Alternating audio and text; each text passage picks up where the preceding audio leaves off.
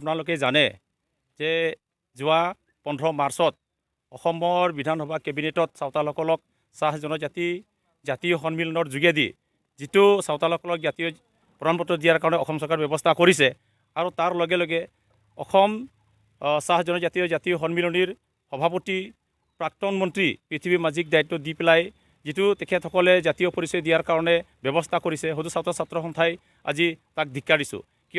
কিয়নো আপোনালোকে জানে যে চাওতালৰ বৈশিষ্ট্যটো হ'ল যে গোটেই ভাৰতবৰ্ষতে তেখেতসকলে জনজাতিকৰণৰ যিটো অধিকাৰ প্ৰাপ্ত পাইছে। আজি অসমত কিহৰ কাৰণত আজি চাওতালসকলে জনজাতিকৰণৰ অধিকাৰৰ পৰা বঞ্চিত হৈ আছে। আজি চাবলৈ গ'লে বিহাৰ, বেংগল, ঝাৰখণ্ড, উৰিষ্যা, ত্ৰিপুৰা, আনকি মিজোৰামতো চাওতাল হিচাপে তেখেতসকলে জীয়াই আছে। কিন্তু অসমত আজি ৭৫ বছৰ ভাৰত স্বাধীন হোৱাৰ পিছত ইয়াত পৰাধীন হিচাপে চাওতাল জনগোষ্ঠীয়ে চাওতাল জাতীয় সন্মিলনীৰ যোগেদি যিটো চাৰ্টিফিকেট ইমান দিনৰ পৰা তেখেতসকলে পাই আছে, এইটো আমি ধিক্কাৰ দিছোঁ। কিয়নো আজি চাবলৈ গ'লে চাওতাল জনগোষ্ঠী কোনোদিনাও বাগানৰ লগত জড়িত নহয়। তেখেতসকলৰ সুকীয় পৰিচয় আছে, তেখেতসকলৰ ভাষা আছে, তেখেতসকলৰ সাংবিধানিক অধিকাৰ আছে, তেখেতসকলৰ ভূমিৰ অধিকাৰ আছে। আজি এইবিলাক থকাৰ স্বত্তেও আজি কিহৰ কাৰণে আজি অসম চৰকাৰে বাৰম্বাৰে প্ৰতাৰণা কৰি আছে, প্ৰবঞ্চনা কৰি আছে।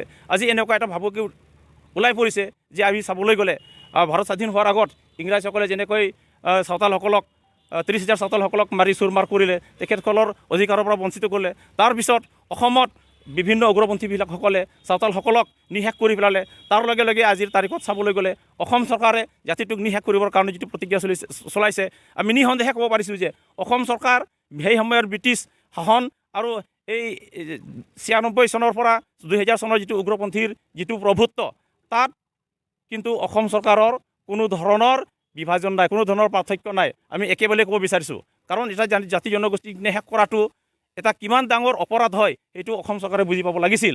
গতিকে আমি তাৰ বিৰুদ্ধে ওলাই আহিছোঁ। আজি গোটেই অসম জুৰি চাওতাল জাতীয় সন্মিলনৰ যোগেদি যোৱা মাহৰ নগাঁৱত আমি এটা মিটিং বহিছিলোঁ। জাতীয় সন্মিলনী এটা সংগঠন বনোৱা হৈছে আৰু সেই জাতীয় সন্মিলনীৰ যোগেদি চাওতাল জাতীয় সন্মিলনীৰ যোগেদি গোটেই অসমত আজিৰ তাৰিখত জাতিৰ অস্তিত্ব ৰক্ষাৰ কাৰণে গোটেই অসমত আজি সংগ্ৰাম আৰম্ভ হৈছে। আৰু অসম চৰকাৰে এই জাতীয় সংগ্ৰামক, আত্মপৰিচয়ৰ সংগ্ৰামক যদি আওকাণ কৰি পেলাই নিজৰ ইচ্ছামতে যদি অসমৰ চাওতাল জনগোষ্ঠীক চাহ জনজাতি হিচাপে আজি প্ৰমাণপত্ৰ দিব বিচাৰে, তেনেহ'লে গোটেই অসমত আজি গণতান্ত্ৰিক আন্দোলন যেনেদৰে আৰম্ভ হৈছে আৰু যদি ইয়াৰ কোনো সঁহাৰি নিদিয়ে অসম চৰকাৰে, গণতান্ত্ৰিক আন্দোলনৰ পৰা হয়তো চাবলৈ গ'লে আজি জংগী আন্দোলনৰ ফালে গতি কৰিব। আৰু ইয়াত যদি অসমৰ কিবা ক্ষয় ক্ষতি হয়, জাতীয় সন্মিলনীৰ যদি কিবা ক্ষয় ক্ষতি হয় আৰু অসম চৰকাৰৰ কিবা যদি ক্ষয় ক্ষতি হয়, তাত অসমৰ চাওতাল ছাত্ৰ সন্থা, অসমৰ জনগোষ্ঠী জগৰীয়া নহয়, ইয়াত সম্পূৰ্ণ অসম চৰকাৰ জগৰীয়া হ'ব।